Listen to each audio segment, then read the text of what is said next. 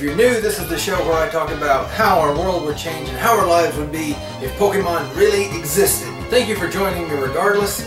This episode we'll be talking about the ever so weak Magikarp and its not so friendly evolution, Gyarados. So, without further ado, let's jump right into Magikarp's descriptions. Red and blue versions. In the distant past, it was somewhat stronger than the horribly weak descendants that exist today. Yellow version. Famous for being very unreliable. It can be found swimming in seas, lakes, rivers, and shallow puddles. Gold version. An underpowered, pathetic Pokemon. It may jump high on rare occasions, but never more than 7 feet. Silver version.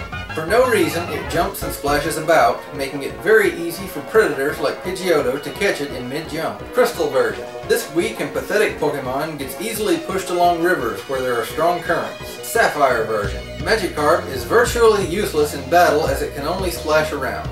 As a result, it is considered to be very weak. However, it is actually a very hardy Pokemon that can survive in any body of water, no matter how polluted it is.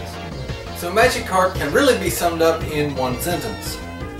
Why does this Pokemon exist? I mean, what would classify it to be a Pokemon if it's virtually useless?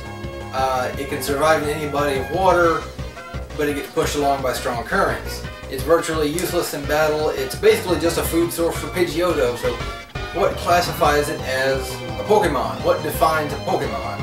And you'll find what makes, well, Magikarp, Magikarp. That being said, Magikarp would not change our lives or the world whatsoever.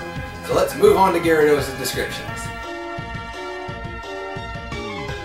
Red and blue versions. Rarely seen in the wild, huge and vicious, it is capable of destroying entire cities in a rage. Silver version. Once it appears, it goes on a rampage. It remains enraged until it demolishes everything around it. Ruby version. When Magikarp evolves into Gyarados, its brain cells undergo a structural transformation. It is said that this transformation is to blame for this Pokemon's wildly violent nature. So making a complete 180 from Magikarp, Gyarados is the epitome of anger, strength, etc. By its many descriptions, Gyarados is enraged from the moment it evolves and will show no signs of calming down until it's destroyed everything around it. Cities, people, trees, everything. It doesn't care. This Pokemon is made to destroy. With Gyarados being summarized that way, yes, this Pokemon would have a serious impact on our lives and it would definitely change the world. We would be missing a couple of cities or two where these things rampant. Either that, or we'd have to be pretty creative in inventing a way to keep Gyarados under control as they evolve. But thank you guys very much for watching. I'm sorry for the long hiatus. I'm going to get back to doing these videos on a regular basis, so stay tuned. If you have a suggestion for a future episode, please leave it as a comment down below. This episode was of course user submitted by this person right here. The way I like to keep these episodes. Thank you.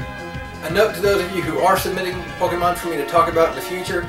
Until Black and White 2 are released in North America October 7th, I'm going to be ignoring all 5th generation suggestions because I want to make these episodes as accurate as possible.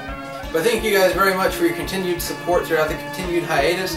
You can find links to everything else I do down below in the description or at the very end of this video, my little outro sequence. If you would, leave a like, favorite, and comment. I greatly appreciate that. Like I said, I read every comment I get. And I will catch you guys later.